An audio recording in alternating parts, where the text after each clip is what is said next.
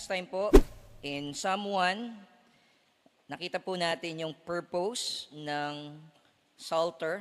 Pag sabi mong Psalter, pag sinasabi ko pong Psalter, ang tinutukoy ko yung buong book of Psalms. Okay? At yung purpose po ng buong book of Psalms, as we saw sa Psalm chapter 1, no, is to teach us the way to the blessed life. The way to the blessed life. And what is that way? Namely, by delighting in and meditating on the Lord's Word. Okay? Yan yung nakita natin sa Psalm 1. Then, sa Psalm 2 naman, nakita natin yung subject ng Word ni God that we are to delight in and meditate on. Namely, ano yung subject matter na nakita natin? Ano yung, what does the Psalms are concerned about? Namely, the Messiah. And, hindi lang kung sino yung Messiah, but the promise of God to establish His kingdom through this Messiah.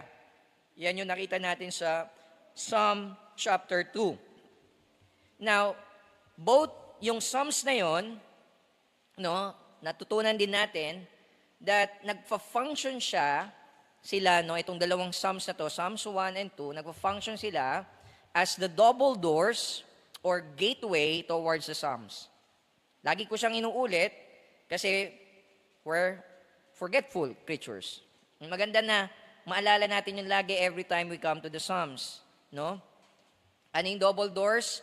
No? Namely that as you read the Psalms, as you read through the Psalms. Ngayon, babasahin natin Psalm chapter 3. We will study Psalm chapter 3. Don't forget kung ano yung nandun sa Psalms 1 and 2. Sa Psalm 1, nakita natin paano tayo magiging blessed. No? Nakita natin yon. And ultimately, sino yung blessed man? Also, nakita natin that God is establishing His kingdom through the Messiah. So, yung dalawang tema na yon, kailangan po natin siyang basahin, or gamiting lente sa pagbasa ng buong Psalms. Okay? Imagine niyo meron po kayong suot na salamin, and yung dalawang lens na yon is yung dalawang lens ng salamin. Okay? Also, nakita rin natin last time that the blessed man in Psalm 1 and the anointed king in Psalm 2 find their ultimate climactic typological fulfillment in Jesus Christ. In other words, yung pattern, yung minomodel ni King David dun sa dalawang Psalms na yun, nakita natin that ultimately, they are pointing to Jesus Christ. Sa life, sa death, sa resurrection ni Jesus Christ. Okay? Now, yung Psalm chapter 3 and the rest of the Psalter will expound on, expand, and illustrate these two themes of blessedness and kingship through various ways. Nakuha po natin? Lahat ngayon ng Psalms na susunod is ina-expound on lang yung dalawang tema na to or ina-expand or ini-illustrate sa life ng Messiah, sa life ng people ni God, sa Israel. Okay? Kaya mapapansin niyo po as you read, marami pong terms, words, concepts, ideas, themes, na kung saan paulit-ulit lang siya. Inuulit-ulit lang nung mga psalmists. Okay? And by various ways, ang ibig ko pong sabihin is this, na yung book of Psalms, composed siya or it is comprised of different genre of psalms. Okay? Meron po iba't ibang psalms sa Bible, iba't ibang genre. Parang sa music, di ba, merong pop, merong rock, merong jazz, merong blues. No, yung Psalms, meron ding iba't ibang genre. And yung isa sa common na genre ng Psalms, and in fact, ito yung majority na genre sa Psalms, is yung genre na lament. Okay? And yan po yung makikita natin dito sa Psalm chapter 3. Sa Psalm chapter 3. Okay? Now, kung mapapansin niyo po, at first, kung babasahin natin Psalm 1 and 2, masyado siyang triumphalistic. In that, nagtapos yung Psalms, someone, no, with the idea, i-judge ni God yung masasama. Diba? Magpe-perish yung ways ng wicked. God knows the ways of the righteous, the way of the wicked, the sinners will perish. Sa Psalm 2 naman, blessed are those who take refuge in Him. Now, if you're listening to the Psalms, it's so, kung titignan nyo, napaka-bright and yung future, as it were, nung kingdom, no, para bang hindi siya in question. No? Which is totoo naman. It is sure. Yun yung natutunan natin last time, that yung kingdom ng Messiah is a sure kingdom. Meaning, siguradong magro-rule talaga si Jesus Christ and walang makakatalo sa rule ni Jesus Christ. Okay? Sa paghahari niya, walang makakadaig sa paghahari niya. However, as we come to Psalm 3, kung mapapansin niyo po, all of a sudden, sabi ko nga, itong karamihan ng Psalms is lament Psalms. And isa po ito sa lament Psalms. So, mapapansin niyo, immediately, it's as though parang napaka-dark yung sitwasyon. Nakuha niyo po? So, here comes King David, no, accounting, narrating yung life niya in a poetic form. After, now, hindi natin sure kung kailan na isulat ang alin, no? Pero kung sino man nag-arrange nitong Psalms na to, I believe, yung first book, si King David ang di ba, book 1, book 2, book 3, book 4, book 5, yung Psalms, meron siyang 5 books. Yung book 1, I believe, si David ang nag-arrange niyan. Okay? And nung in-arrange niya siya in such a way na hindi niya gusto ipakita sa atin na pagka sinabing prospering ang isang mananampalataya, ang isang righteous person, hindi na siya makaka-experience ng persecutions. Hindi na siya makaka-experience ng afflictions, ng sufferings, ng pain, ng sickness, ng enemies. Hindi na siya magkakaroon ng mga kaaway. No. Immediately after ng Psalms 1 and 2 comes a very dark situation sa life ni David. Now, what does it tell us about sa Christian life, about sa pamumuhay bilang Kristiyano? Tinuturo nito sa atin, so ngayon pa lang, I hope ito yung makita natin dito sa Psalms na to, sa Psalm na ito, tinuturo nito sa atin that yung Christian life, hindi siya bed of roses. Hindi siya fun parate. No, hindi siya something like you're just walking by the beach, no, na okay ang lahat, na masaya, calm, 'di ba? No, hindi siya ganoon. Yung Christian life, you will experience, no? Hindi tayo exempted, no, sa pagharap sa mga pagsubok bilang mananampalataya. Now, naalala niyo po, meron akong 3 tanong last time. Maalala niyo. And I ask you to answer that in your mind as we study Psalm chapter 2. Ano po yung 3 tanong na yon? Who rules the world? Pangalawa, what's wrong with us? And in whom or in what do we put our trust? Who rules the world? We saw it's God and His anointed, Jesus Christ. Si God yung nagro-rule. Ultimately, walang makakatalo sa Kanya. Pangalawa, what's wrong with us is tayo na supposed to be, no, are supposed to be that we are to be loyal dun sa anointed ni God, rebelde tayo. Sometimes tinitingnan natin kasama tayo dun sa righteous lagi. No, in reality, kasama tayo bago tayo niligtas ng Panginoon, and even there are times kahit ligtas na tayo, sometimes we still act, no, as if we belong to the wicked people. Okay? That's what's wrong with us. Yung heart natin is laging palaban sa Panginoon. Nilalabanan natin yung kalooban ng Panginoon. And lastly, in whom and in what we put our trust in, sa totoo lang, sa maraming pagkakataon, nilalagay natin sa maling bagay yung ating pagtitiwala, yung ating pananampalataya. Okay?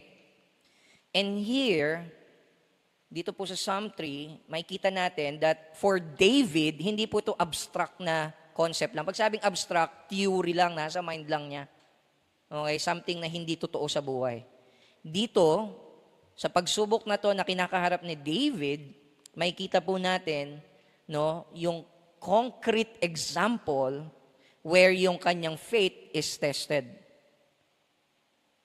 Kuha po natin. And for some of us, it might be meron kang katrabaho, nagtatrabaho ka naman ng maayos, and then meron kang mga katrabaho na naninira sa'yo. Or it could be sa school, no? Na ikaw, yung estudyante, na sumusunod sa instructions ng teachers mo, nag-aaral ka maigi, then meron kang mga classmates na nag-cheat, and ikaw hindi nag-cheat, di ba? And they hate you for it dahil hindi ka nag-cheat. Okay? Or it could be, ikaw yung magulang, tapos meron kang anak na pasaway. Di ba? And pinagpe-pray mo, nilalabanan ka. Hindi sila sumusunod sa'yo. And marami pa, hindi ko po alam yung sitwasyon ng bawat isa, o ano yung kinakaharap ng bawat isa. Or it could be that you are struggling with sin. That sometimes you feel like yung power ni Satan and yung power ng sin is overtaking you. Okay? And that you feel like si Satan, sinasabi niya sa'yo, wala ka ng pag-asa. Hindi ka isi-save ng Panginoon.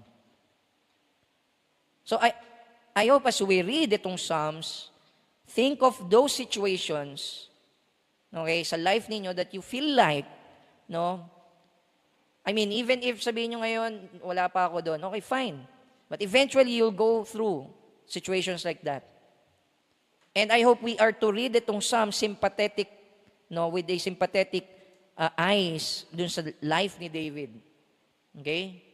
We are to sympathize and empathize dun sa situation niya so that we might feel yung weight ng experience ni David and what does it mean for us sa panahon natin ngayon.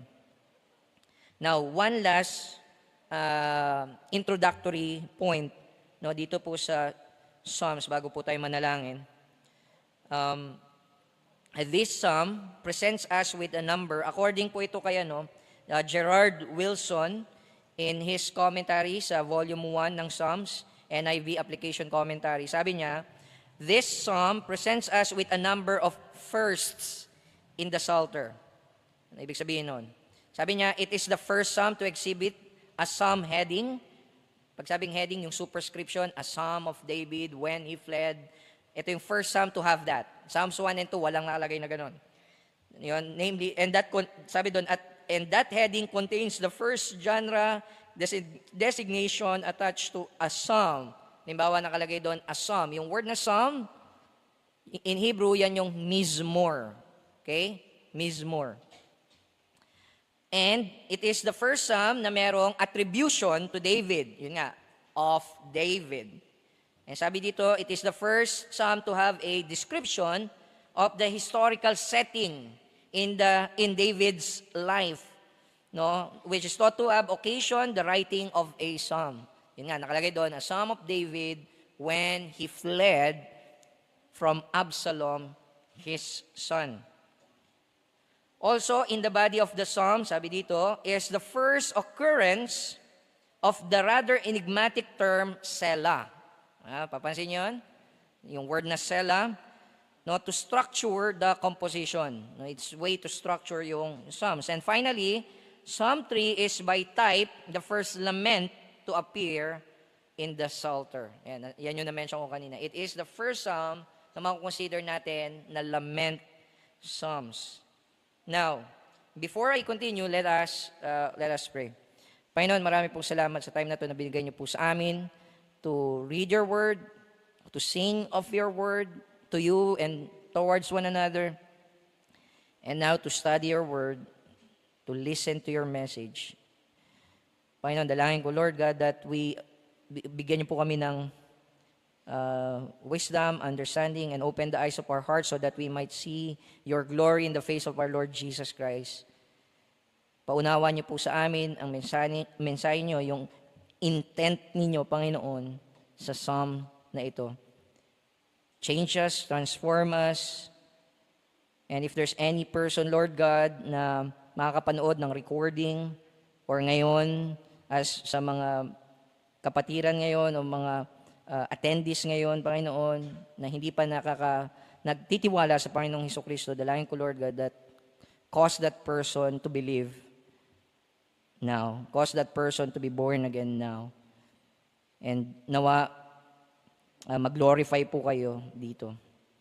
Panginoon, as we listen to your word, and as I preach, Lord God, protect me from error at si Christ lamang ang maitaas. In Jesus' name we pray. Amen. Now, let's begin with Psalm 3 verse 1. And in Hebrew, sa Hebrew Bible po, nag-start po yung verse number, okay?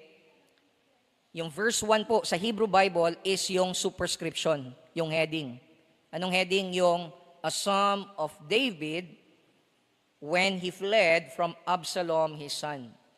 So let's begin there because una, I believe that inspired superscription po yan. Bakit? Kasi nandiyan na yan, magmula pa nung panahon ni Kristo, okay, nung kino-quote ni Jesus Christ, yung Psalms, nandiyan na yung superscription. Nung kino-quote ng mga apostles, nung New Testament, yung Psalms, andyan yung superscription. In other words, wala tayong kopya ngayon, walang manuscript ng Hebrew scriptures, no, yung Old Testament, na wala po yan. So I believe, part po yan ng inspired word ni God. Also, yan pong text na yan will really help us in understanding these Psalms. Bakit po? Kasi siya yung nagbibigay sa atin ng context, no, kung kailan po ito sinulat ni David, ano yung konteksto, ano yung nararanasan niya, ano yung pinanggagalingan ni David. Okay? Now, hindi po lahat ng Psalms may ganito. But whenever merong superscription, we are to use it. We are to read the entire Psalm in light of it. Okay? So yan po yung gagawin natin. Sabi po dyan, a Psalm of David, sabi po, a Psalm of David when he fled from Absalom. Now, kailan po nangyari yan? Saan po natin yan matatagpuan? Okay? Matatagpuan po natin yan sa 2 Samuel 15 to 18. Okay? Yung buong konteksto nitong Psalms na to. Okay? 2 Samuel 15 to 16. Pero yung exact verse na ina-allude to or kino-quote dito, explain ko lang difference ng quote at allude. Pag sabi kasing quote, you are quoting word for word. Pag alluding to, you are sometimes paraphrasing, o kaya naman you are just pointing to something, a theme from a literature, o kaya naman an event sa life mo, or an anecdote, no? So, here, yung exact verse na ina-allude to niya would be 2 Samuel 15, 14 to 17. So, pwede po natin puntahan yan saglit. Okay? Kailan po ba yan nangyari? 2 Samuel, buksan po natin yung Bibles natin. In 2 Samuel chapter 15. 2 Samuel 15, verse 14. Tapos, as we read these Psalms, ipopoint ko yung iba pang portion that David is alluding to. Okay? 2 Samuel 15, verse 14. Ito sabi po, then David said to all his servants who were with him at Jerusalem, arise and let us flee, or else there will be no escape for us from Absalom. Okay? Go quickly, lest he overtake us quickly and bring down ruin on us and strike the city with the edge of the sword. And the king's servant said to the king, behold, your servants are ready to do whatever my lord the king decides. So the king went out and all his household after him, and the king left 10 concubines to keep the house. And the king went out and all the people after him, and they halted at the last house. So yan po yung, to be exact, yan yung ina-allude to na panahon na kung saan he fled from Absalom, his son. That's why magandang bagay po ito. Okay? That it could give us a better understanding ng Psalm chapter 3, ng Psalm 3. Okay? Now, bakit ba nangyari ito? Kailangan muna natin maintindihan, ba't siya umalis? Ba't niya tinatakbuhan si Absalom? Now, to understand that, na maunawa natin ba't in the first place, ganito ginagawa ng Absalom, kung maalala niyo po, in 2 Samuel chapter 12, no, 11 to 12, ito yung panahon na kinausap siya ni Nathan. Okay? Ni Nathan, after niya pong magkasala kay Bathsheba. Okay, remember, nagkasala siya, pinapatay niya yung asawa ni Bathsheba, tapos there are indications na against Bathsheba's will, no? Nag-commit siya ng hindi magandang bagay against kay Bathsheba. Okay? Ni-rape niya, sabi nung iba, si Bathsheba. Okay? Then, para mapagtakpan yung kanyang ginawa, pinatay niya yung pinapatay yung asawa, pinalagay sa front lines, di ba? Then, pinakasalan niya si Bathsheba. Okay? And after that, after nung events na yon, kinausap siya ni Nathan. And ito yung sabi sa kanya ng Panginoon through the prophet Nathan. Verse 11, no? 2 Samuel chapter 12, verse 11. Thus says the Lord, behold, I will raise up evil against you out of your own house. And I will take your wives, yung mga concubines ni David, before your eyes and give them to your neighbor.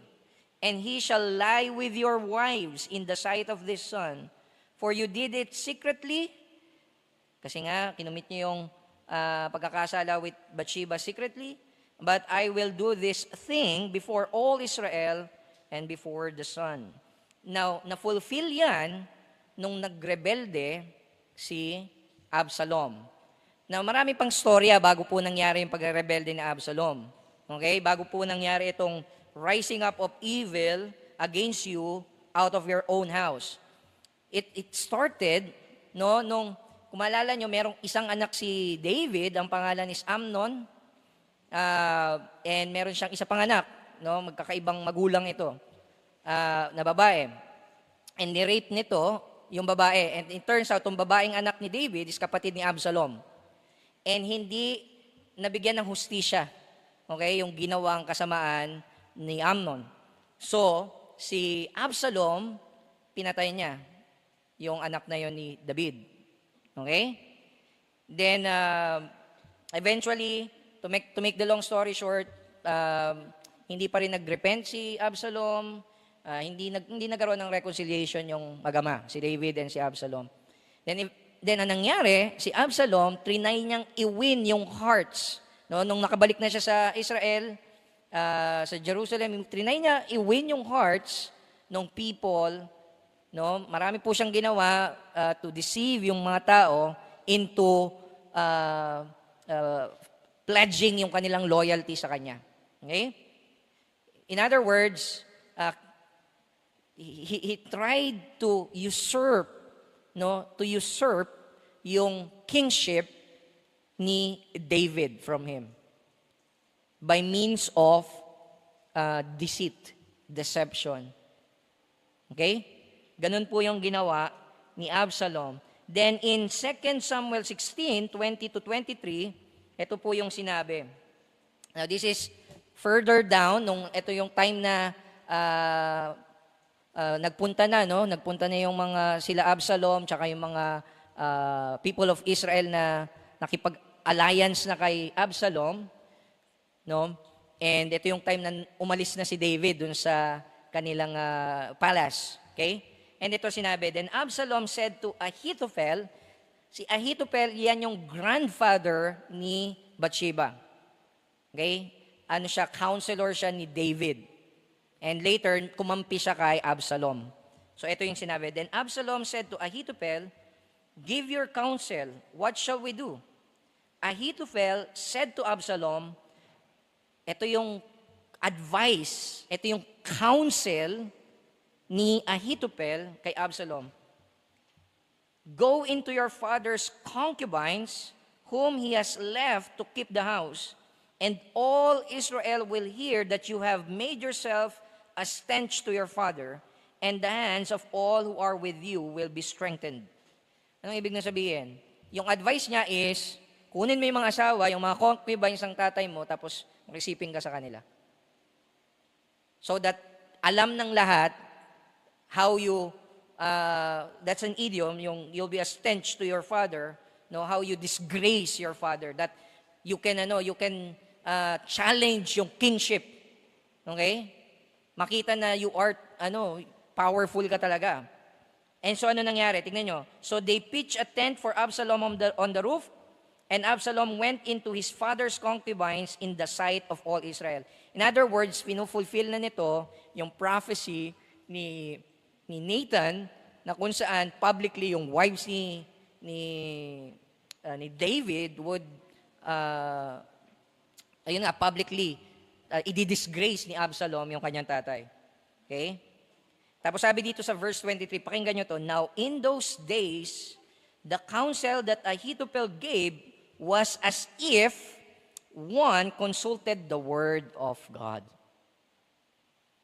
Napansin niyo yan? Absalom tried to win the people by deception. Ahithophel's advice is also a deception. Nagbigay siya ng advice as if it is God's word. And ang paniwala ng mga tao, it is God's word. Now, antindi nun.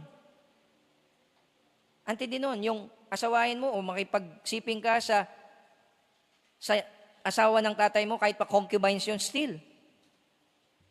Now, yung pagkakaroon ng concubines, hindi po porket nabanggit siya sa Bible, ina-approve ng Bible. Hindi po But here, it's still wrong na yung anak would do that. Okay? And sabi dito, as if one consulted the word of God, yun yung kanyang counsel ni Ahithophel, para bang galing sa Diyos. So was all the counsel of Ahithophel esteemed. Ini-esteem nila yung counsel, tinitignan talaga nila yun as God's word.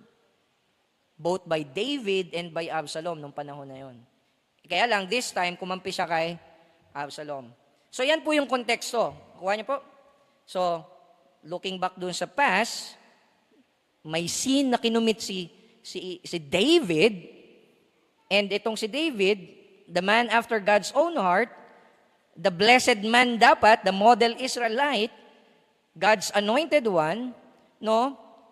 He is a sinner like us, like the people of Israel. That's why, kung mapapansin niyo po, yung ideal man ng Psalm chapter 1 and Psalm chapter 2 must be interpreted, no, as someone that goes beyond David. Nakuha niyo po? Kaya siya sinulat that way. In other words, this is how a king is supposed to be. Psalm 1, Psalm 2, but he failed as a king. Nevertheless, he is still an anointed king ni God. And that's why wrong pa rin yung ginawa, evil pa rin yung ginagawa ni Absalom. Kuha po natin.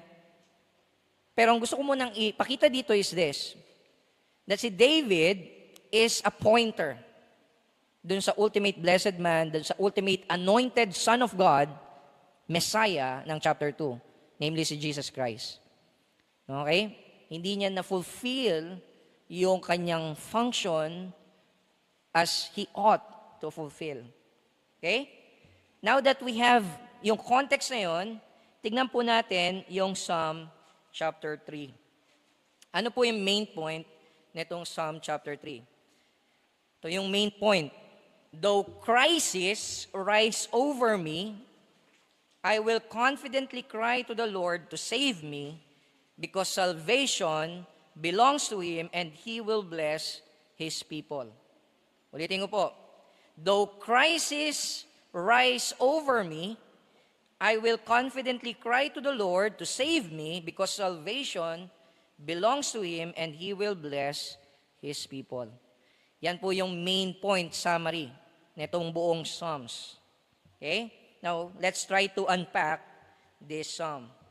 Yung structure po ng Psalm na ito, No, para rin po siyang katulad ng Psalm chapter 1, Psalm chapter 2, in that meron siyang chiastic structure.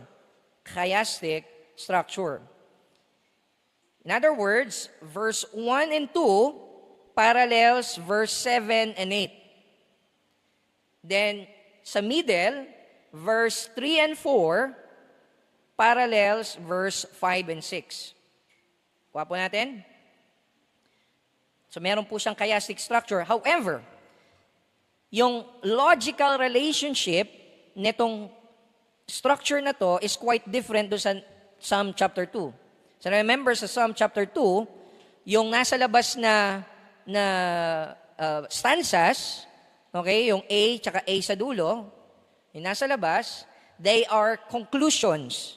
And yung nasa middle, ground. Okay, yun yung reason. Nag-explain why the conclusions. Kuha po natin. But this time, in chapter 3, it's more linear yung logical relationship. Nevertheless, ine-explain pa rin nung isa't isa, no, nung verse 1 and 2, tsaka yung 7, 8, ine-explain pa rin ng isa't isa, somehow. Verse 3 and 4, tsaka verse 5 and 6, ine-explain pa rin nila in some ways yung isa't isa. Makikita po natin yan mamaya. However, yung flow of thought nung argument is more linear. I-explain ko po siya this way. So, instead of following yung chiastic structure sa division ng sermon point po natin, dinivide ko po siya into two major points. Okay? Verse 1 and 2, pwede nyo ilagay dyan, the rising crisis. The rising crisis. Okay? That's the first point. That's the first major point. Then yung second major point is the response. Verse 3 to 8. Verse 3 to 8. Now, bakit ko po siya dinivide that way? Kasi mapapansin nyo po, yung verse 1 and 2, nagtapos po siya sa sela. Okay? May sela dun sa dulo niya. Okay? Then, yung verse 3 naman, nag-start siya with the word but. Which means, David is about to respond dun sa crisis na sinasabi, binabanggit sa verse 1 and 2. Kumbaga, ito yung response niya sa situation. Okay?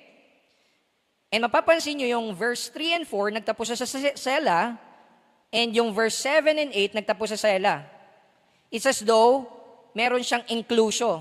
Pag sabing inclusyo, pinagsasama niya yung dalawang unit na yon as one unit.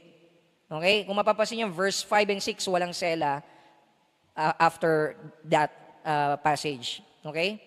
So that's why, tingin ko, yung verse 3 hanggang 8, isang unit po yan. Nagpa-function siya as the response to the situation stated sa verse 1 and 2. Make sense? Mga po natin? That's why meron lang tayong dalawang major points. Then yung third point ng sermon natin would be the redemptive application. So puro siya R. Okay? The rising crisis, the response, then the redemptive application. Now, ito pong last point ko dito sa sermon, hindi po natin siya titignan sa Psalm chapter 3. Pupunta tayo sa Romans 8:31 to 39. Okay? Yan yung third point ko, third major point. The redemptive application. Now, yung response, if you're taking notes, dinivide ko siya into 1, 2, 3, 4. 4 na C's. Okay? 4 na letter C's. Ay, gumamit ako ng mga alliteration ngayon. Okay? Verse 3 to 4, so this is under the response. Okay? Verse 3 to 4, cry of hope. Ito yung cry of hope ni David. Verse 3 to 4. Then yung B naman, yung second point under the response, no, the courageous restfulness. Courageous restfulness, 5 to 6. Then verse 7 naman, verse 7, confident call. Confident call. Then last, verse 8, conviction. Okay po? Ka-follow po kayo? So, let's begin with the rising crisis. Okay? Ano yung situation? Verse 1 and 2 tells us that David laments. He is lamenting over an experience, okay, or the situation that he's in. And you'll notice yung lament, usually, it starts with a cry for help, as it were, or it is a cry of dereliction. No? As if, pag sabi pong dereliction, yung feeling of abandonment. Para kang inabandon, para kang binitray, iniwan ng maraming tao, iniwan ka ng lahat. Okay? So, David laments in verses 1 and 2. Tingnan niyo po yung sabi dyan, O Lord. It is a cry for help. It is a desperation sa part ni David. Okay? A dereliction, a feeling of abandonment. O Lord. So ano yung nilalament dito ni David? Meron siyang dalawang nilalament. Una is the rising of his enemies. Mababasa natin sa verse 1. O Lord, how many are my foes? Many are rising against me. Many are rising against me. Now, yan pong passage na yan, kung mapapansin nyo, it typifies, it parallels yung wicked nations and rulers sa verse 1 and 2 ng chapter 2. And also ng chapter 1, verse 1. Kung maalala nyo po. No? Kumbaga, eto si David, ninanarrate niya yung buhay niya ng katulad nung anointed one sa Psalm chapter 2. That rulers and nations are rising, plotting against God and His anointed. And eto na yung concrete example nun. Hindi ito some abstract idea lang sa mind ni David. Real life situation ito, mga kapatid. Na-experience niya to. They are about to be overtaken. Yung castle, imagine niyo po, is about to overtaken. Na-imagine ko dyan would be yung battle sa Helm's Deep, sa Lord of the Rings. Kung maalala nyo, na napapalibutan na sila ng mga orcs. Di ba? And wala pa sila parang nephew ni Theoden, nandun si Theoden, yung king ng Rohan, pero sila Gandalf, wala pa. No? Hindi pa siya nakakarating. And they are surrounded dun sa keep. And ang daming orcs. It's as though walang hope. Okay? Parang ganun yung situation siguro nung experience ni David. Okay? Ay may kita natin yan sa verse 12 and 13 ng 2 Samuel, chapter 15. So, balik tayo doon. So, by the way, para madalian kayo, yung isang daliri nyo, iipit nyo doon sa kabilang page. Okay? Para makabalik po kayo. Dahil ilang beses rin tayo babalik po sa 2 Samuel. Ito sabi po, 2 Samuel 15, 12 to 13. And while Absalom was offering the sacrifices, he sent for Ahithophel, the Gilonite, David's counselor from his city, Gilo, and the conspiracy grew strong. Remember the plottings? Psalm chapter 2? Tapos sabi niya, and the people with Absalom kept increasing. Kita niyo yun? And the messenger came to David saying, the hearts of the men of Israel have gone after Absalom. Dumadami na talaga yung kumakampi kay Absalom. If that's the case, kung dito yan sa atin, yung president, though hindi tayo monarchical, kung nangyari po yan at merong people power as it were, di ba? Wala nang choice yung presidente kahit pa meron siyang military. Alangan naman patayin niya lahat ng tao, di ba? But here, talagang madami yung tao, lahat, pati yung military, yung mga soldiers, kumampi na, karamihan. No? Yung trusted counselor ni David, si Ahithophel, kumampi rin kay Absalom. Imagine that. So, David is lamenting dito po sa situation na to. By the way, itong mga Psalms na to, sinulat siya, though, yes, meron tong historical context, pero kung mapapansin, sinulat siya vaguely, tersely. Napansin niyo? Naalala niyo yung word na terseness? Di ba? Sinulat siya in a way so that you and I can relate doon sa situation. Okay? In other words, gusto ni God that through the Psalms, we will learn how to lament. That when we say that we are to rejoice always, again, I say rejoice when we obey that command, it doesn't mean we're not allowed to lament. It doesn't mean we're not allowed to grieve. It doesn't mean we're not allowed to cry. This Psalms teach us na maging totoo, maging real. Okay? If meron tayong na-experience na situation na mahirap, it's not wrong to cry to the Lord. Dito po sa mundo natin, no? If ang isang lalaki umiyak, bading, bakla, mahina, di ba? Kailangan hindi ka pwedeng umiyak. No. It's okay to cry out to God and talk to God freely and with genuineness sa pakikipag-usap natin sa Panginoon. And yan po yung minomodel dito ni David sa atin. Now, when David wrote this, he's not trying to model something. This is just something happening sa kanya. Nakuha niyo po? It's not as though, okay, magsusulat ako ng psalm kasi gusto kong i-model to later on sa... No. When he recounts, probably, okay na ako. Pero sabi, as Psalm of David, when he fled. So I assume sinulat niya talaga to nung panahon na yon. And I don't think he's thinking of something like, okay, susulat ko to para sa mga susunod na henerasyon. No, at least that's not the first thing na pumasok sa isip niya. The first thing na pumasok sa isip niya, ang hirap ng sitwasyon ko. Nakuha niyo po, mga kapatid? So he's lamenting over that situation, the rising of his enemies. Again, that could be for you, mga tao na binitray ka, mga tao na against you for doing what's good and what's right. Di ba? For not compromising your faith.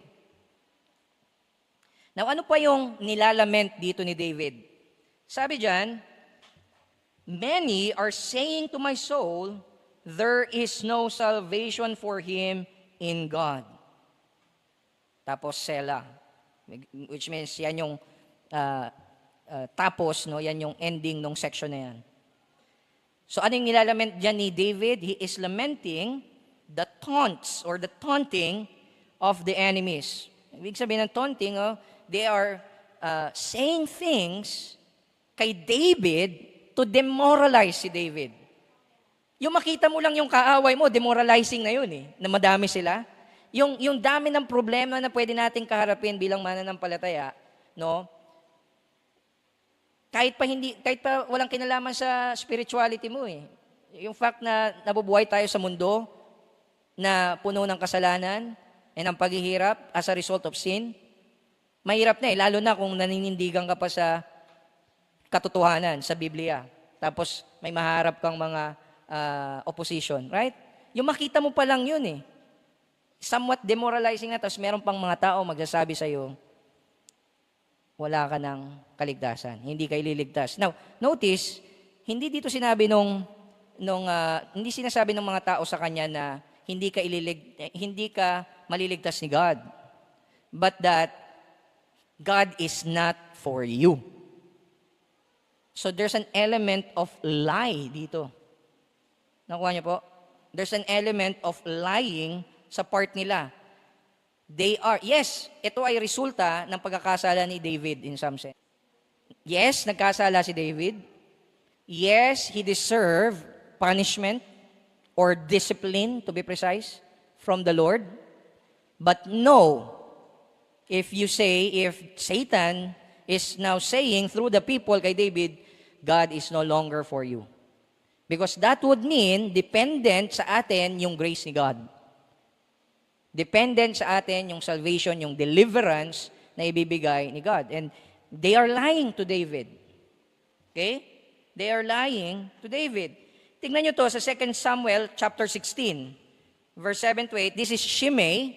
Si Shimei is ano siya, he's part of the Benjamin tribe, no? Benjamite siya. So in other words, loyalist to ni King Saul. Okay? Loyalist to ni King Saul, and matagal nang patay si King Saul dito, and may galit pa rin siya kay David. Okay? And ito sabi niya regarding do sa situation ni David ngayon with Absalom. Tingnan niyo sabi niya. Probably ito yung nasa mind ni David. Sabi niya, he cursed, no, so sabi dito, and she may said, as he cursed, get out, you man of blood, you worthless man, the Lord, so sinasabi niya, the Lord is doing this as a way to judge David. The Lord has avenged on you all the blood of the house of Saul, in whose place you have reigned, and the Lord has given the kingdom into the hand of your son Absalom. See, your evil is on you, for you are a man of blood. Now, there's an element of truth in that, kasi prophecy rin naman talaga, discipline din naman talaga ng Panginoon kay David yon in committing yung sin with Bathsheba. Sa nabasa po natin kanina, right? Sabi doon, sword will rise doon sa family niya, doon sa mismong pamilya ni David. Okay? And isa to, si Absalom. And so, there's an element of truth na, yes, God is avenging in some. Kaya lang pansin nyo, walang kinalaman kay Bathsheba yung sinabi ng tao eh. Sinabi niya, what happened to Saul? So in other words, itong si Shimei, he's just riding on doon sa bandwagon. Okay? And sabi, kumbaga para sa kanya, ito na, pagkakataon na to, makakaganti na tayo, mga Benjamites. No? Dahil inagaw ni David yung kingdom kay Saul. Nakikita niyo yun? So, yung mga masasama, no, magsasama-sama sila para talaga patalsikin yung anointed ni God. Kahit pa, if left to themselves, sila maglalaban. Kasi anak pa rin naman ni David si Absalom.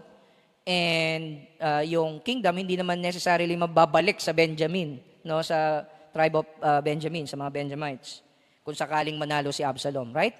So, again, kung mapapansin nyo, there's an element of truth sa sinasabi niya, pero he is lying. He's lying. It has nothing to do with Saul. Yun nangyayari kay David ngayon. Okay? Also, when God disciplines His children, it is not, hindi po ito vengeance sa part ni God. He's not avenging something. Nakuha niyo po? Kapag dinisiplinan yung anak niya, it is not a condemnation sa anak niya. Kuha po natin? So they are lying. And so David here is lamenting dun sa lies na yon na binabato sa kanya ng kanyang mga kaaway. No, ano nga uli yung sinabi nila? Sabi doon, there is no salvation for him in God. Why? Because they think David deserves yung punishment. May truth doon, yes, but God is no longer for David. That's what they're saying. Kuha niyo po? But that's not the truth. Kasi yung promise ni God of establishing a kingdom sa throne ni David, hindi po yun mababali. That's a covenant na ginawa po ng Panginoon kay David, with David. Okay? Hindi babaliin ni God yung kanyang pangako. So, paano po nag-respond si David doon sa situation na yon? Paano po siya nag-respond? Yan po yung makikita natin sa verse 3 to 8. Verse 3 to 8. So, merong steps itong response na ito ni David. Merong pong step. Step 1, or letter A, cry of hope. First, he cried out to God, hoping that God would again deliver him from his enemies. Okay? It is a cry of hope. Makikita natin sa verse 3, Psalm chapter 3, verse 3, makikita natin una yung expression of confidence on who God is. He expressed as he cried out to God, "Oh Lord," di ba? "But you, oh Lord," nakita niyo yung but, so this is a response. Sinasabi niya, despite of the many enemies, but you, oh Lord, are a shield about me, my glory and the lifter of my head. So dito, ina-express ni David, no, yung confidence niya kung sino ba ang Diyos. Hindi siya nag-start with, but I am strong. Hindi nag-start si David, okay, madami kayo, however, mas malakas ako. Hindi siya nag-start with that. Nag-start siya with what? An expression of confidence of who God is. Hindi dahil sa malakas si David, but that yung shield niya is God. Yung shield niya is God. And pansin niyo yung pagkakasabi dito. You, O Lord, a shield about me. Meaning, itong shield na to, no, hindi lang siya shield sa harapan. Pag sabing about me, it is around me. Sa harapan, sa gilid, sa likuran. Yung idea is, God, Yahweh, has His backing, so to speak. Nakuha niyo po? Protektodo siya. No? Poprotektahan siya ni God. Okay? It's not because of His own military prowess and genius and galing niya sa paggamit ng sling. No. Yung confidence ni David is nandun sa person ni God, sa character ni God. Okay? Now, saan niya nakuha yung idea ng shield? That God is a shield to him. Saan niya nakuha yun? Now, remember, sabi natin last time, that si David is supposed to be the model Israelite na nag-meditate on the law of the Lord day and night. Okay? The anointed king is the blessed man.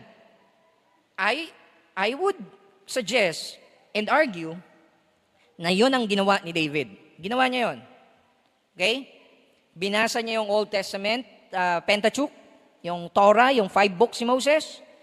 And nabasa niya sa Genesis, chapter 15, yung pangako ni God kay Abraham. Okay? And ito yung sinabi ni God kay Abraham. Genesis 15. Tignan niyo, Genesis 15:1. Sabi niya, after these things, the word of the Lord came to Abram in a vision. Fear not, Abram, I am your shield. Your reward shall be very great. So yung metaphor of shield na ginagamit for God's protection sa kanyang mga hinirang, sa kanyang elect, hiniram lang yun ni David from Abraham. Yung idea na yun ng shield, God is his shield, most likely narinig niya yun, nabasa niya yun sa Genesis. So he is applying what someone is telling a king to do, namely to meditate on the law of the Lord day and night. And so nabasa niya yun, ngayon ina-apply niya. He's holding on dun sa promise ni God that He will be a shield to His people. Make sense? Papa natin? So first, nakita natin yan that He expressed yung kanyang confidence that God will be His shield. Pangalawa, sabi niya, my glory. What does it mean that God is His glory? Ibig po niya sabihin is this, that whatever esteem people has for David, or honor na binibigay niya sa kanya, it has nothing to do with David. Si God, yung boast niya. Si God, yung confidence niya.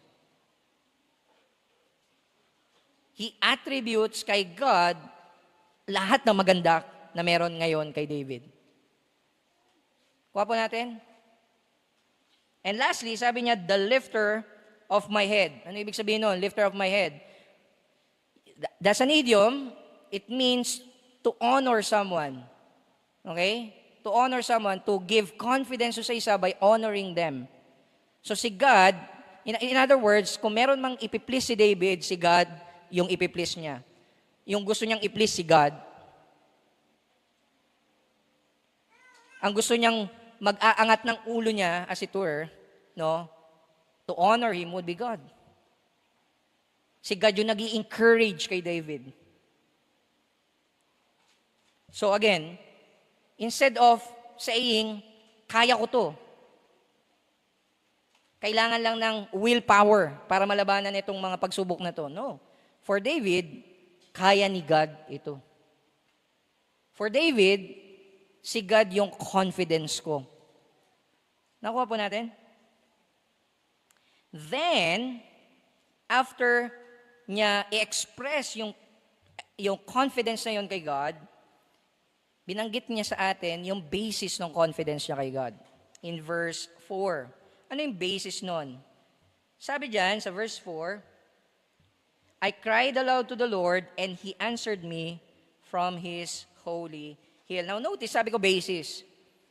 Hindi siya conclusion from the fact that God is His shield. Okay? Rather, ito yung grounds kung ba't niya nasasabi na shield niya si God. Now, sa mga translation nyo, somewhat, tingin ko, hindi nila na-express yung talaga sinasabi ng original. In the original, it could be read this way. Whenever David cries out to God, He always answer him. So, kaya ko nasabing yan yung reason kung bakit siya merong confidence kay God. In that, every time na lumalapit siya sa Panginoon, hindi nag-fail si God na tulungan siya, nasagutin siya. So in other words, si David, he is always looking back sa mga past deliverances, saving work ni God sa kanya, and because of that, lalo siyang nagkakaroon ng confidence na ngayon pa, tutulungan niya ako. Nakuha po natin. And sometimes, yan ang problema sa atin. Pag lumapit tayo sa Panginoon, tinulungan niya tayo, after that, nakalimutan na natin siya. Tapos may mangyari sa atin ulit na panibagong pagsubok, is as though hindi tayo tinutulungan ni God. Pero si David, he counts every blessing. In that every time na sinasagot ng Panginoon yung panalangin niya, yun yung kanyang kasiguraduhan. Ngayon, sasagutin din ng Panginoon yung panalangin niya. Kaya meron siyang confidence. Nakuha po natin? May binabalikan po siya. Alam niya. Na-experience na niya yung goodness ni God. Ang ganda nung kanta natin kanina, di ba? Taste and see that the Lord is good. Indeed, nalasahan ni David, and nakita ni David yung goodness ni God sa buhay niya, that he can be confident now, saying, God, you are my shield, my glory, the lifter of my head. Because every time, whenever nananalangin si David, na-experience niya yung sagot ng Panginoon. Naririnig niya yung sagot ng Panginoon. Okay? So that's the first step. He cry. No, there's a cry for hope. Okay? Now, itong cry for hope na to, yan yung magiging basis ng mga sumunod na steps. Okay? Ano ngayon yung magiging resulta nito or conclusion based on sa truth na yun that God is His shield, His glory, and His lifter of head. B, next step, step 2, courageous restfulness. Because of that confidence in God, nagkaroon ng peace si David. Karoon siya ng sleep, no? Restfulness. Now, ba't ko sinabing courageous restfulness? So let's start with the restfulness side. Okay? Restfulness side. Verse 5. Sabi po sa verse 5, I lay down and slept. I woke again, for the Lord sustained me. Ano yung pinapakita doon? Pinapakita diyan that because he has itong confidence na to kay God, that God is his shield, he can sleep like a baby. Doon sa pagtulog niya, no, paghiga niya, no, makakatulog siya mahimbing. Na sabi ng iba, no, I think there's truth in it that hindi lahat ng insomnia is produkto lang ng chemical imbalance sa katawan natin, but that insomnia can be a product of our lack of trust sa Panginoon. Dahil nga you are always anxious about tomorrow, hindi ka makatulog. Anong gagawin mo bukas? It's as though kailangan ka ni God nagising 24 hours a day. No? No. Sleep, matulog ka, hindi ka kailangan ni God para patakbuhin yung mundo. Nakuha niyo po yung idea. Now ako, guilty ako dito. Okay? Totoo po yan. That sometimes yung lack of faith kay God really can result sa insomnia, sa kawalan ng rest. But if you have confidence in God, generally speaking, no, it would give you. Now, kaya ko sinabing there are times na merong chemical imbalance lang kasi nangyayari din talaga yon, not necessarily dahil anxious ka about bukas. So, clinical talaga yung reason ng pagkakaroon mo ng, kaya hindi ka makatulog, right? But all things being equal, okay? Assuming wala namang problema sa ano mo, sa katawan mo, di ba? If you are anxious lagi about tomorrow, hindi ka makatulog. Wala kang peace of mind. Diba? But here, si David, because of that confidence, alam niya na si God yung shield niya, nakatulog siya. Okay? Nakatulog siya, and gumising siya. Gumising siya, and kanino niya inattribute, in-account to yung pagising niya. Kay God. Nakita niyo yun? Sabi niya, for the Lord, sustained me. So yung pagtulog niya, pagising niya, si God yung nag-sustain sa kanya habang natutulog siya. Now, that's providence. No? Even yung tulog, gising, ina-attribute niya yung kay God. Nire-recognize niya na si God yung reason kung ba't siya buhay ngayon. Pero hindi lang yon. Kaya ako sinabing courageous restfulness because he is fearless. Tignan nyo, sabi dyan. David becomes fearless despite his many enemies. Verse 6, I will not be afraid of many thousands of people who have set themselves against me all around. Against me all around. So remember yung God is His shield about me all around. Yun yung picture. And natulog siya, gumising siya with the confidence na no one can touch me. Kahit pa yung kalabang ko, camp around me. Okay? He's not afraid. He's fearless.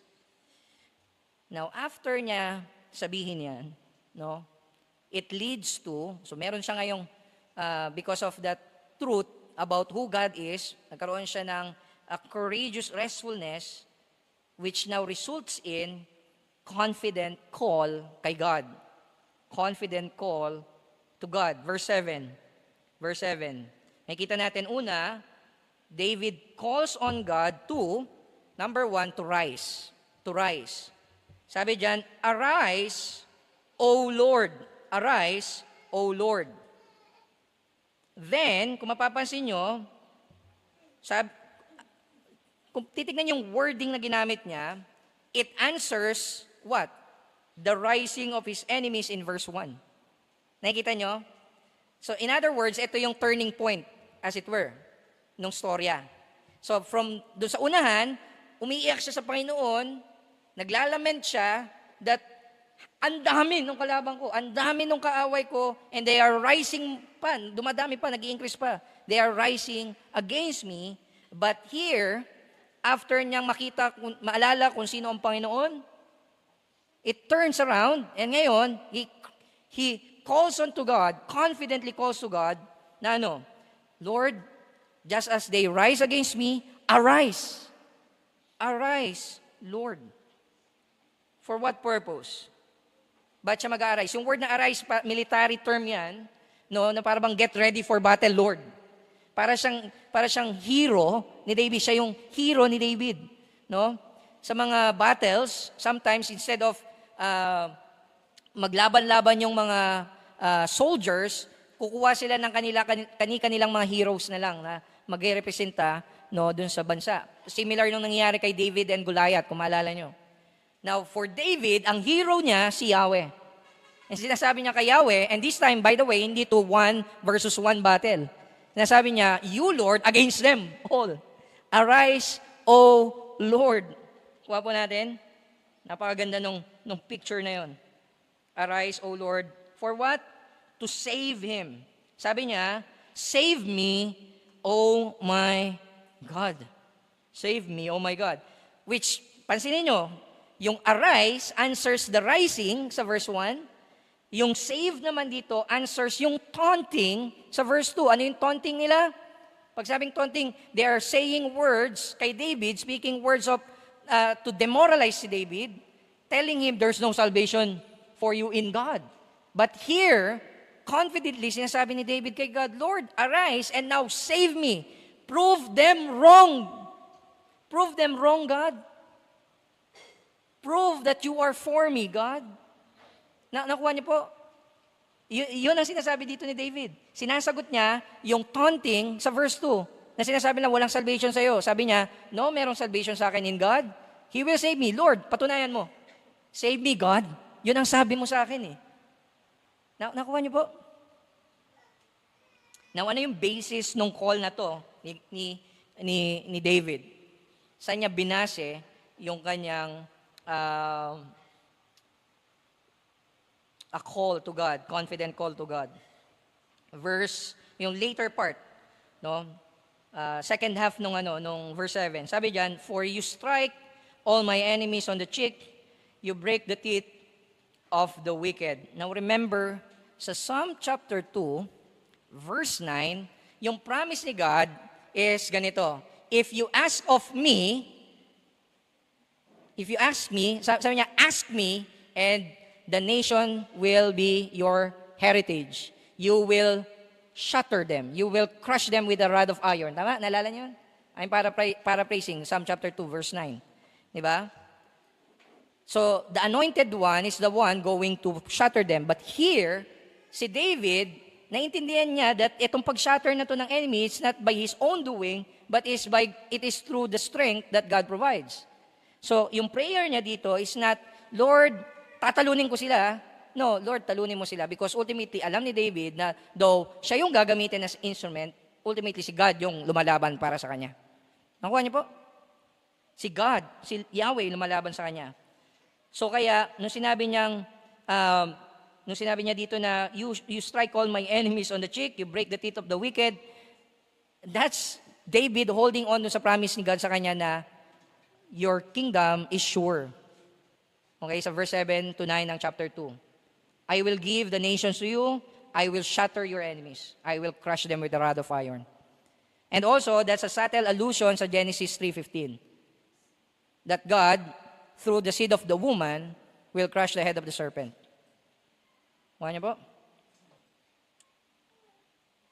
Doon po nanggagaling yung confidence ni David. So, it's as though sandwich between who God is as a shield, defensive, that here, it is a ground which talking about naman, kung ba't siya may confident call kay God, pinapakita naman dito yung offensive.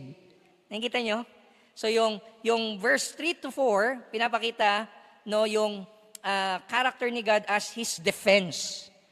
Verse 7 naman, pinapakita yung character ni God as His offense. Nakuha nyo?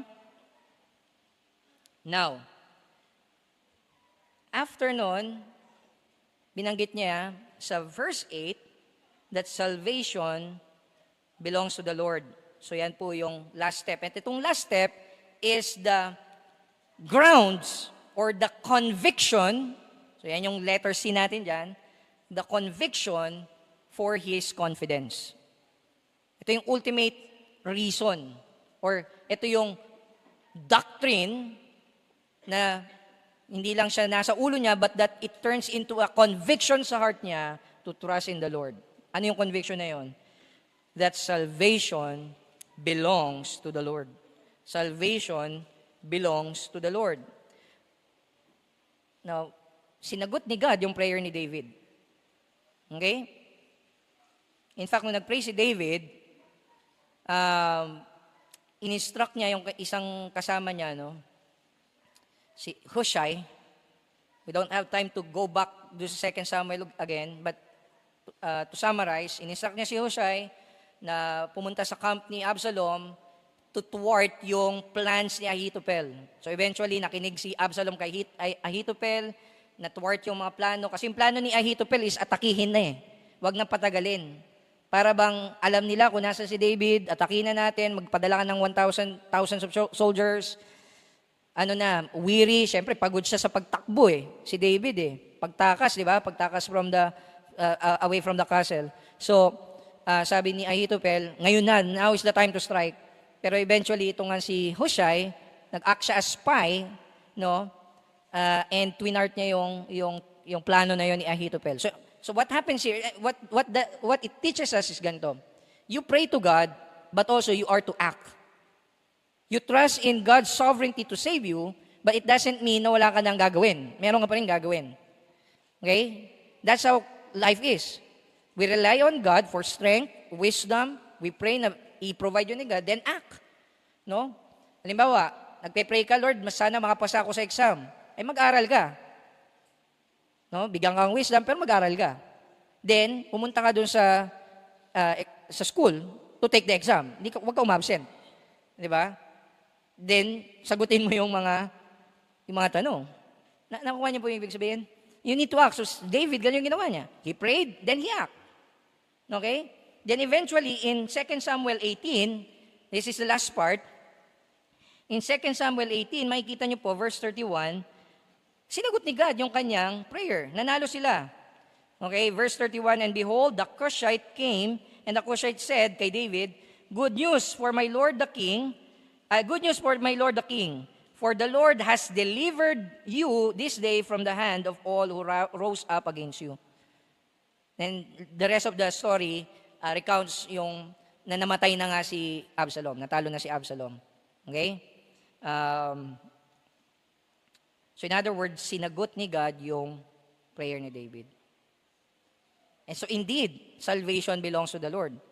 Alam niya that God is sovereign and He will see to na isi-save niya si David. That ultimately, walang pwedeng magsabi sa kanya, there is no salvation in you in God, for you in God. Hawak ng Panginoon yung salvation, yung deliverance. Ultimately, si God yung nagsisave, hindi si David.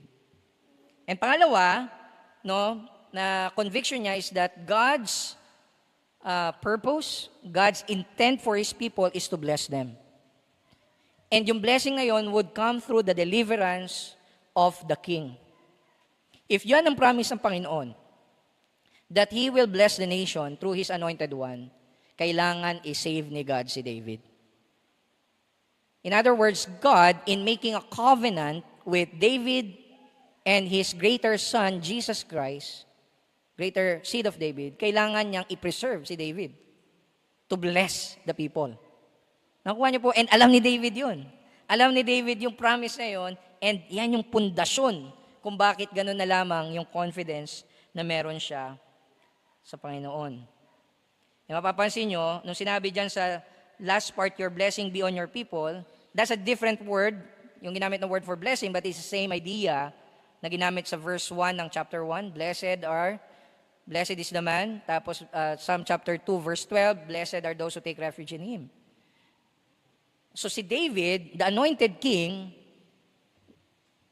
no, he too must take refuge in God. He too must model that confident trust kay God to experience yung blessing ni God and to be a blessing also to other people. Kuha po natin. Now, third point tayo. So nakita natin yung rising crisis, yung response. Now, how do we apply it sa buhay natin ngayon? Itong story na to. So yung third point is the redemptive application. Redemptive application. Romans 8:31 to 39. Romans 8. Sige po, buksan niyo po sa Romans 8.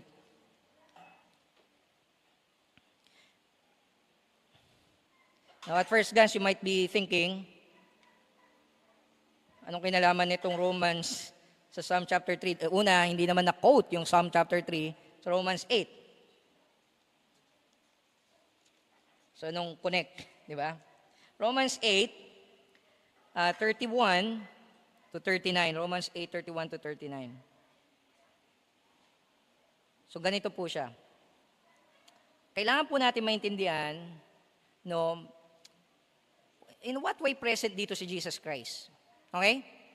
Dito sa account na to. Kasi una, syempre, the ultimate son of David, the ultimate anointed king, hindi po nagkasala si Jesus eh. Tama?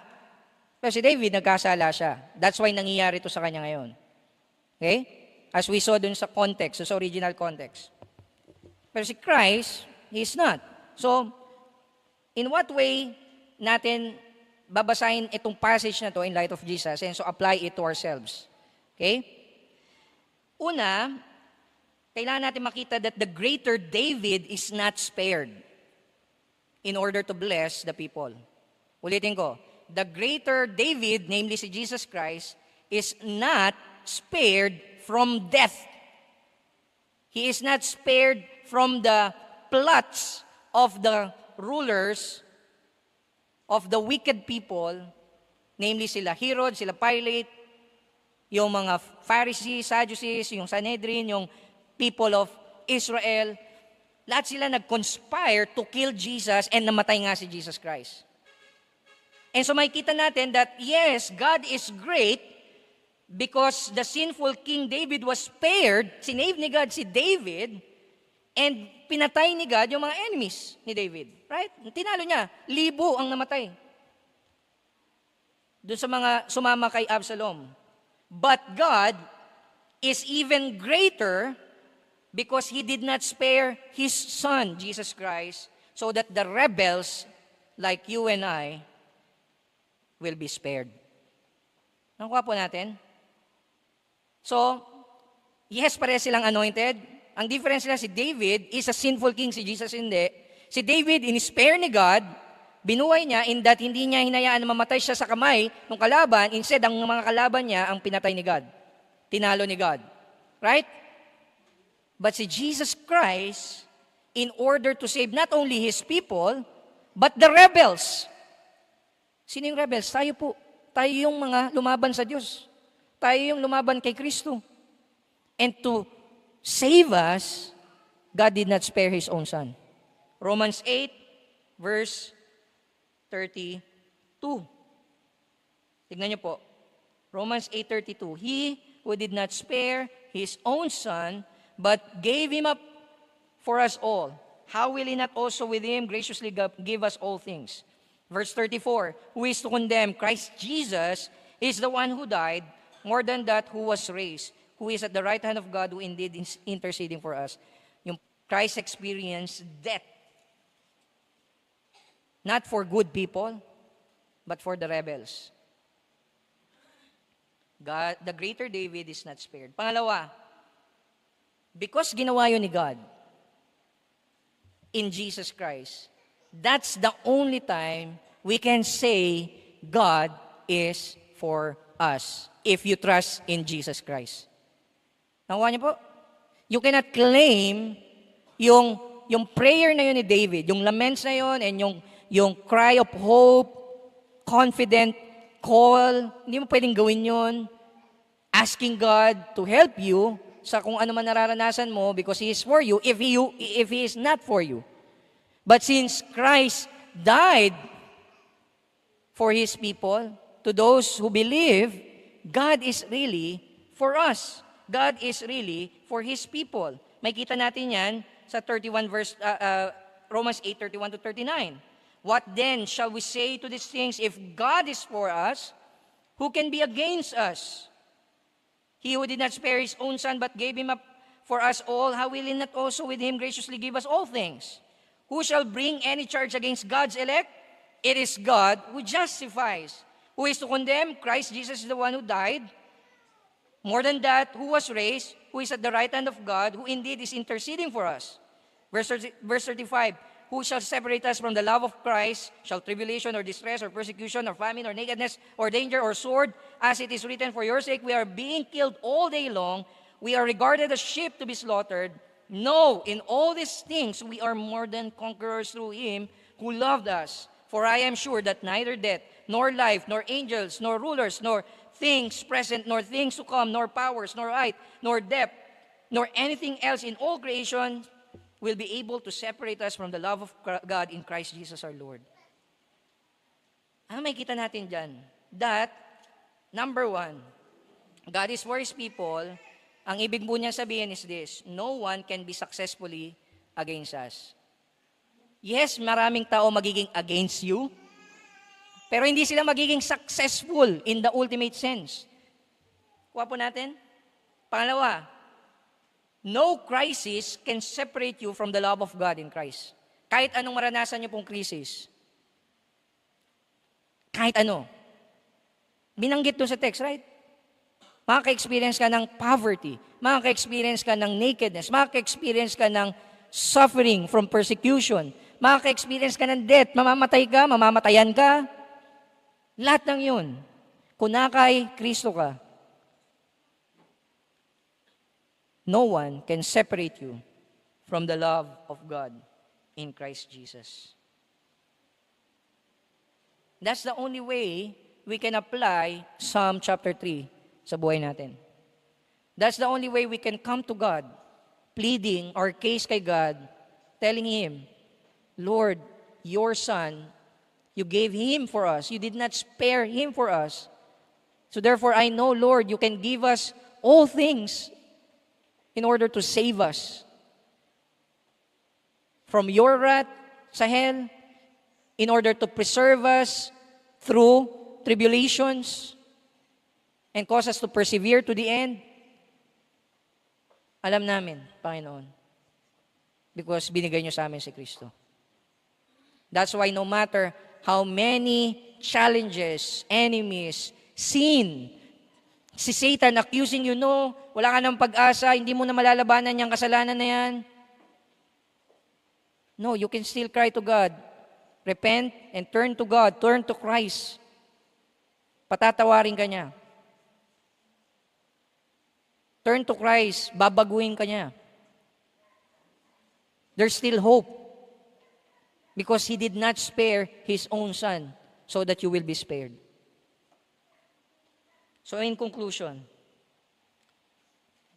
trust in the Lord in all circumstances because God will give us all things necessary in order to safely bring us to salvation. Ibibigay ng Panginoon lahat. Now, hindi ibig sabihin nun na genie si God, na kung ano yung fleshly, sinful desires na ibibigay ni God. Ang ibig nun sabihin is that all things necessary para isave ka niya. Sometimes, what's necessary is dumaan ka sa hirap, pero bibigyan ka niya ng ability to endure yung hirap. So that you'll know sino yung highest treasure mo. So that you will not be burdened by the things of the world. And so that God will be able to safely bring you to salvation. So therefore, mga kapatid, pray. Pray. Ask God to help you. Holding on sa promises ni God katulad ni David na humawak siya sa mga pangako ng Diyos pag nananalangin siya. Promises ni God especially to preserve us in the midst of trials. Pangalawa, just like si David, act on those prayers. And act consistently with the faith you have in God. Hindi yung mag-pray ka, tapos wala ka namang gagawin. O kaya hindi yung mag-pray ka, pero gagawin mo taliwas sa kalooban ng Diyos. No, act. After you pray, act consistently with the faith you have in God. And lastly, give God all the thanksgiving and honor for what He has done in the past, what God is now doing in the present, and what God is about to do sa future para sa iyo. So, mga kapatid, let us trust in the Lord sa lahat ng pagkakataon. Huwag tayong matakot lumapit sa Kanya. Hindi natin kailangan palamutian yung ating panalangin sa Panginoon. You can come to Him as sons and daughters of God because of Jesus Christ. Come to Him. Talk to Him. Sabihin natin sa kanila yung mga paghihirap natin. Sabihin natin sa Kanya yung nararanasan natin. He answers. He will answer you not because you deserve it, but God is for you because of His Son, Jesus Christ. Let us pray. Panginoon, marami pong salamat sa inyong salita. Marami pong salamat that you've given us Jesus. You did not spare your own Son so that you will spare a rebels like us, to be saved. Panginoon, indeed, you are our shield around us. Sa lahat ng klase ng lies ni Satan na pwede niyang ibato sa amin, accusations na totoo or sometimes mga totoong nagagawa namin ng pagkakasala, and yet, He is taunting us, telling us that you are not for us, that yung sin that we've committed is so great that it is beyond your grace. Yes, we need to grieve over our sins. We need to grieve that we're grieving the Holy Spirit and quenching the Holy Spirit whenever we sin. But there's hope. But there's forgiveness if we turn to you. Turn to your Son. Turn towards your Son. And you are indeed willing to forgive us our sins, to cleanse us of all our unrighteousness. And that you are still for us, not because we are able to keep yung salvation that we have, but you God, kept us, or you are the one keeping us and will keep us, Panginoon. Maraming salamat dito sa salvation na to na binigay niyo po sa amin. Indeed, salvation belongs to you, O Lord. In Jesus' name we pray. Amen.